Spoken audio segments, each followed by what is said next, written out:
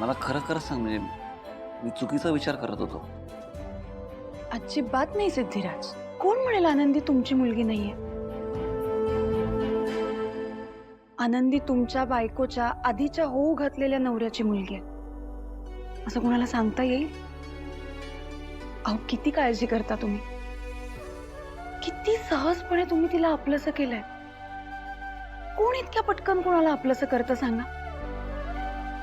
तुम्ही किती माया करता तिच्यावर, किती काळजी घेता, किती जीव लावता तिला. आत्ताच्या काळात हे नाही जमतो असं कोणाला. हे सगळं मी तुझ्याकडनं शिकलोय का?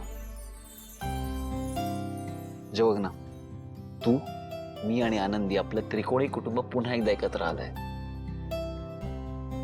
मला हाच दिवस बघायचा होता. आपण पुन्हा एकमेकांच्या जवळ आलो. आणि हो, म्हणजे माझं असं काही म्हणणं नाहीये की श्रीकांत पासून मला तिला कायमचा लांब ठेवायचंय किंवा तो आला तर तिने भेटू नये तिला, असे विचार खरंच नाहीयेत माझ्या मनात. सिद्धिराज, तुम्हाला स्पष्टीकरण द्यायची काही गरजच नाहीये, कारण मला माहितीये तुम्ही कधीच कुणाबद्दलही वाईट विचार नाही करू शकत. आणि मला सांगा, असं गरजेचं आहे का की कायम आपण दुसऱ्यांबद्दलच विचार करायचा, स्वतःचा काही विचारच करायचा नाही? करेक्ट बोलली असतो. म्हणजे मला जे बोलायचं होतं ना, ते अगदी करेक्ट शब्दात मांडलंयस तू. म्हणजे बघ ना, देवाने पण काय सॉलिड जोडी बनवली ना आपली.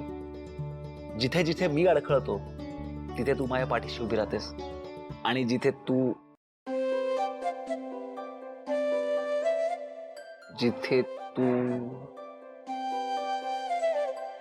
हो ना, तू कधीच अडखळत नाहीस ग. खरंच नाहीस. म्हणजे तुझ्यात कसलीच कमतरता नाही आहे ग.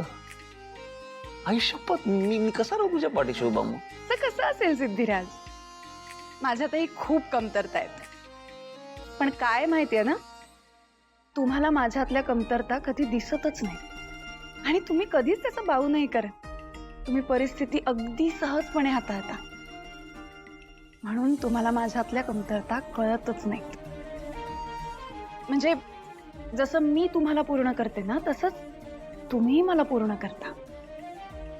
आणि हा गुंड्या आपल्याला पूर्ण करतो. अहो बास, आता झोपलीये ती. ती तर झोपलीये. हा गुंड्याचा जागा आहे ना.